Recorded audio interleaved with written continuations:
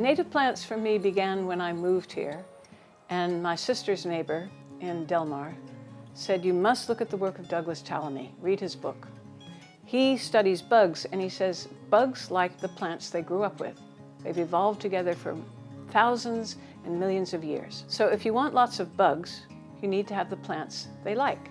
So because I was interested in creating the maximum biodiversity in this place, I had to start planting native plants in order to get the bugs that would feed the rest of the food chain and maintain as much life as possible in this small piece of the river. I actually want to blame my love for native plants on Barbara.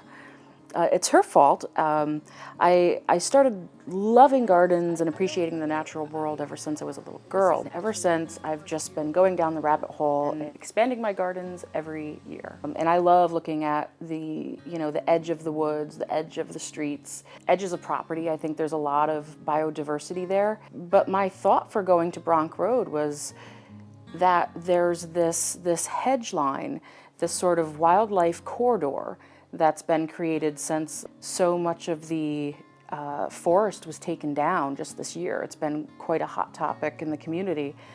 But I thought that was particularly interesting to go there to see what was left. So we had this mass destruction of all of these trees that a lot of people really felt like it was a personal attack almost, because people were so used to seeing these beautiful trees. But what was still left was this beautiful row of plants, which Barbara and I discovered were mostly native. So Bronx Road was important because that woodland had been there for a long time. So this line of remaining vegetation along the road had this diversity, I think, because it was an old place that had been left alone to evolve on its own terms. And that was very exciting that we had that kind of diversity here in Queens. It's a regret we lost the rest of it, but at least we had some, if it's allowed to stay there. And I know, we went there really to celebrate what was there. There was one plant that I was just like a kid at a candy shop finding. It was a Queen of the Prairie. And that is just such a gorgeous plant. And it's something that I've been wanting to get in my garden for years. But it was really exciting to just see it out there in nature. Yeah, for me it was the interrupted fern. Oh, yes. I've been reading about interrupted ferns, but I'd never seen one. And there it was, right here in our town. So that was wonderful. So there we were on the side of the road, and a security guard pulls up, and it actually wasn't a security guard, but it was a Carver pickup, and a guy puts his head out of the window, and he says, "You know you're trespassing." And I say, "No, we're not. We're on the side of the road." And we had actually a fairly civil conversation, and Sarah started asking him how she could talk to his boss, Carver Laraway, because she thought Carver Laraway could use native plants to stabilize the clay slopes that he's been re-landscaping in property he owns around Queens. I even invited him at the very end, and I said, "Well, hey, why don't you stay with us for a couple minutes and just look at some of these plants?" But I never would have dreamed that we would have been trespassing, and I never would have done that if I thought that was trespassing. I grew up as a country girl down in Coxsackie. We always walked on the side of the road because there are no sidewalks, and that was just sort of country code. Nobody ever asked us to leave, so we didn't see that we were doing anything wrong. We were walking on the side of the road, taking photographs of plants to see which ones were native. I don't see there's a crime in that. So why did we get a summons? I actually got the call from the Queens Police Department while I was at work. I sincerely thought it was a joke. She told me they had video of me. She has pictures of me entering the property.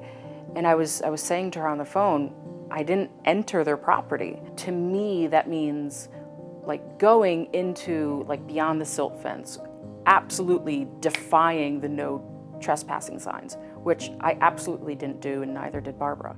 I just couldn't wrap my mind around the insanity of being charged with something that I felt was just as innocent as possible. I mean, we're two women looking at plants. Carver Laraway is the owner of the Port of Queens.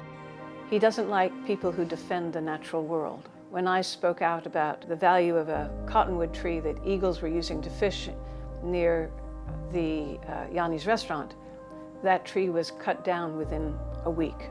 So he will do things just to punish those who speak out in defense of nature.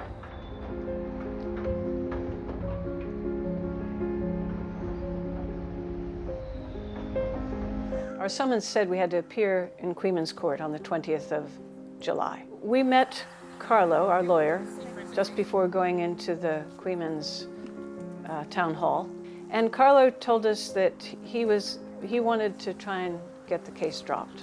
Rather than fight it, we accepted the ACOD. I'd never heard this term before. Me It neither. turns out it means adjournment in contemplation of dismissal. That means there will be no hearing on this case until the court convenes again. So as long as we're very good girls for the next 15 days, the whole case gets dropped. But that's where it's insulting, because as far as we can tell, we didn't do anything wrong.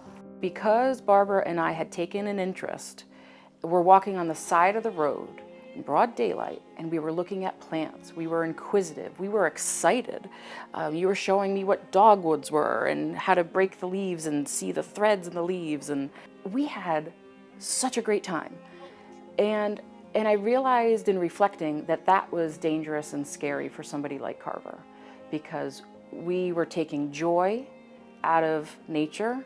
We were learning and educating ourselves about nature and the world around us. That's threatening for him, because we might tell somebody else about what we found there and how beautiful it is and how powerful it is and how meaningful it is for the environment. So in some ways this is a small joke, but as a symptom of a country that no longer knows what's valuable, it's extremely worrying. And it's creating a climate of fear. And fear is a way of controlling people so that you can do what you want. The powerful will try to control the population by using fear. And the best thing we can do is say, we're not going to be intimidated, and stop being afraid. We need to stand up to things that are not right. Why can't we be that radical first place where we have a healthy environment and business? Why can't we allocate a certain amount of monies for creating these hedgerows and protecting certain plants and animals and put more value on this? I mean, there's a way that we can have both. We could be a beacon. We could be an example of how to do things well. Instead, we're being harassed for photographing plants on the side of the road. That makes no sense. Talk to us. Learn from us. Maybe we can learn from you. Share.